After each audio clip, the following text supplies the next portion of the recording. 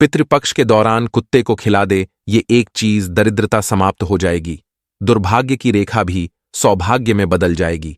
अतः कौन सी है वह एक चीज जानने के लिए वीडियो को अंत तक ध्यान से अवश्य देखें। नमस्कार दोस्तों, पितृपक्ष चल रहे हैं। पितृपक्ष में पितरों की आत्मा की संतुष्टि के लिए श्राद्ध और तर्पण किए जाते हैं, जिससे पितृ खुश होकर अपनी संतान को आशीर्वाद देते हैं। हिंदू धर्म में मृत्यु के बाद मृत व्यक्ति का श्राद्ध करना बहुत जरूरी माना जाता है। माना जाता है कि यदि श्राद्ध ना किया जाए तो मरने वाले व्यक्ति की आत्मा को मुक्ति नहीं मिलती।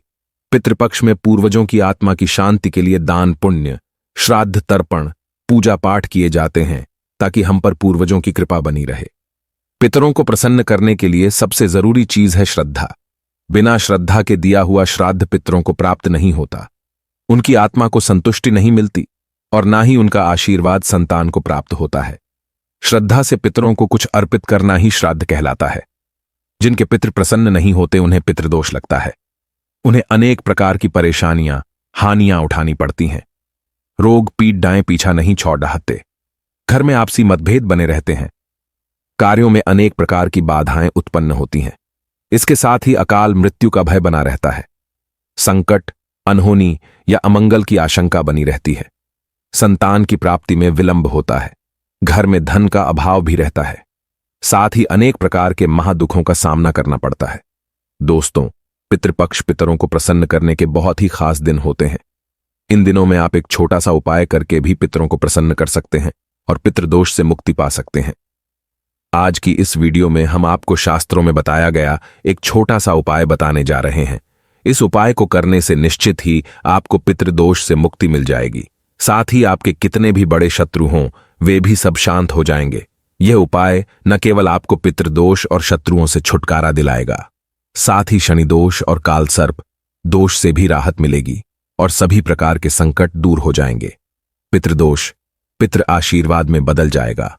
दोस्तों, इस उपाय को सही प्रकार से करने के लिए आप हमारे इस वीडियो को अंत तक अवश्य देखें। आगे बढ़ने से पहले आपसे रिक्वेस्ट करते हैं कि वीडियो को लाइक जरूर करिएगा, दोस्तों को शेयर कर दीजिएगा। तो आइए जानते हैं इस उपाय के बारे में। वैसे तो इस उपाय को आप पितृपक्ष में किसी भी दिन कर सकते हैं, लेकिन पितृपक्ष के शुक्रवार, शनिवार और अमावस्या के दिन इस उपाय को अवश्य ही करना चाहिए। उपाय करने के लिए स्नान करके स्वच्छ वस्त्र धारण करें। इसके बाद आप अपनी रसोई घर की सफाई करें। फिर आप स्वच्छ जल से आटा गूंथ लें। आटा आपको बिना नमक मिर्च के गूंथना है। आपको प्लेन आटा गूंथना है। आटा गूंथने के बाद आप सबसे पहले रोटियां बनाएं। हमेशा भोजन बनाते समय पहली रोटी गौ माता के लिए बनानी चाहिए। गौ माता के लिए रोटी बनाने के बाद ही आप परिवार के सभी सदस्यों के लिए रोटी बनाएं। जब परिवार के सभी सदस्यों की रोटी बन जाए, तब अंत में आप मोटी लोई लें। मोटी लोई का मतलब है कि सारे परिवार के सदस्यों की रोटी बनाने के लिए आप जितनी बड़ी लोई लेते हैं, यानी कि जितना आटा लेते हैं, उससे थोड़ा ज्यादा आटा आपको अंत की रोटी बनाने के लिए लेना है। आटा लेने के बाद आप आटे में थोड़ी सी शक्कर रखें। जैसे पराठे, आलू के पराठे या कचौरी बनाते समय फिलिंग भरी जाती है, उसी तरह आपको आटे में एक चम्मच शक्कर रखनी है और फिर इसकी रोटी बेलकर एक मोटी रोटी सेंकनी है। जब ये मीठी रोटी तैयार हो जाए, तब आप इस रोटी को एक प्लेट में रख लें और रोटी के ऊपर आप सरसों का तेल लगा दें। अब इस प्लेट को अपने मंदिर के सामने ले जाकर खड़े हो जाएं और भगवान श्री गणेश, भगवान विष्णु, मां लक्ष्मी जी और पितृदेव को प्रणाम करें और सभी कष्टों और संकटों को दूर करने की प्रार्थना करें। शनिदेव को प्रणाम करें और शनि दोष को दूर करने की प्रार्थना करें। पितरों से जाने अनजाने में की गई अपनी सभी गलतियों की क्षमा मांगे और पितृदोष को दूर करने की भी प्रार्थना करें। यमदेव को प्रणाम करें। यमदेव को प्रणाम करने के पश्चात आप उस रोटी को ले जाकर किसी काले रंग के कुत्ते को खिला दें। अगर काले रंग का कुत्ता ना मिले तो आप किसी भी और कुत्ते को इस रोटी को खिला सकते हैं। दोस्तों, शास्त्रों में बताया गया है कि श्राद्ध पक्ष के दौरान पितरों पशु पक्षी के माध्यम से हमारे करीब आते हैं। मान्यता है कि पितरों तक भोजन पहुंचाने के लिए चींटी, कौवे, श्वान, गाय और देव को भोजन कराया जाता है। ये भी मान्यता है कि ये पांचों पंचतत्वों के भी प्रतीक हैं। श्वान को जल तत्व का प्रतीक माना जाता है, चींटी को अग्नि तत्व का, कौवे को वायु तत्व का, गाय को पृथ्वी तत्व का और देवताओं को आकाश का प्रतीक माना जाता है। इसीलिए पितरों का श्राद्ध करते समय इन पांचों को आहार देकर पंचतत्वों के प्रति आभार प्रकट करते हैं। पंचबलि का एक भाग श्वान को खिलाया जाता है। दोस्तों, श्वान को यमराज का पशु माना जाता है। माना जाता है कि यमराज के अपनी 2 श्वान हैं जिनका नाम श्याम और सबल है। इसलिए श्राद्ध पक्ष में श्वान को भोजन कराने से यमराज प्रसन्न हो जाते हैं।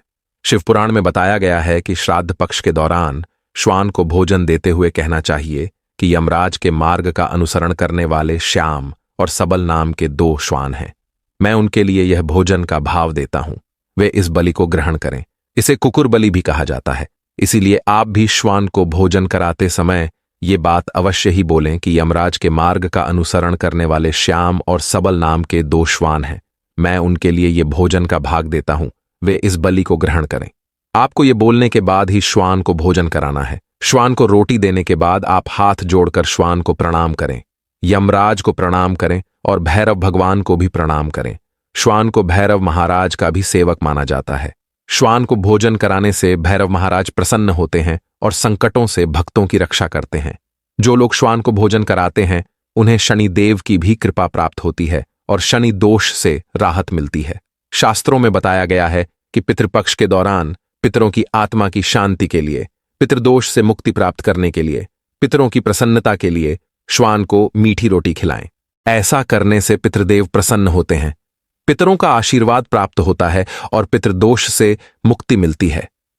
श्वान को इस तरह भोजन कराने से सभी तरह के संकट दूर हो जाते हैं। दोस्तों, हो सके तो पितृपक्ष में रोजाना आपको श्वान को इस तरह भोजन अवश्य ही कराना चाहिए। श्वान का बहुत महत्व शास्त्रों में बताया गया है। माना जाता है कि श्वान आपको राजा से रंक और रंक से राजा बना सकता है। श्वान को रोटी खिलाने से दुश्मन आपसे दूर रहेंगे। श्वान को प्रतिदिन भोजन देने से जहां दुश्मनों का भय मिट जाता है, वहीं व्यक्ति निडर हो जाता है। माना जाता है कि जो व्यक्ति अपने घर में श्वान को पालते हैं, यानी कि कुत्ते को पालते हैं, कुत्ता उस घर के रोगी सदस्य की बीमारी अपने ऊपर ले लेता है। दोस्तों, श्वान को भोजन कराते समय इस बात का विशेष ध्यान रखें। हो सके तो पितृपक्ष में दोपहर के समय, यानी कि दोपहर 12 बजे से 1 बजे के बीच में ही आप श्वान को भोजन कराएं, क्योंकि यह समय पितरों का समय होता है। इस समय श्वान को भोजन कराने से पितरों बहुत जल्दी प्रसन्न हो जाते हैं। इस उपाय को करते समय आपको इस बात का भी विशेष ध्यान रखना चाहिए कि आपको श्वान का कभी भी अनादर नहीं करना चाहिए। जैसे कुछ लोग होते हैं जो रास्ता चलते कुत्तों के ऊपर पत्थर फेंकते हैं, या फिर अपने घर में कुत्ते पालते तो हैं लेकिन उन्हें लात से मारते हैं। ऐसा भूलकर भी नहीं करना चाहिए। जो व्यक्ति ऐसा करता है उसे यमराज और भैरव महाराज नाराज हो जाते हैं। उम्मीद है आपको हमारी यह वीडियो पसंद आई होगी। आज के लिए बस इतना ही। दोस्तों, अगर आपको यह वीडियो पसंद आया है तो वीडियो को लाइक करिएगा, दोस्तों को शेयर जरूर करिएगा और पेज को फॉलो जरूर करिएगा ताकि आने वाला नॉलेज बेल वीडियो आपको सबसे पहले मिले। दोस्तों, मिलते हैं अगले वीडियो में, तब तक के लिए गुड बाय। धन्यवाद।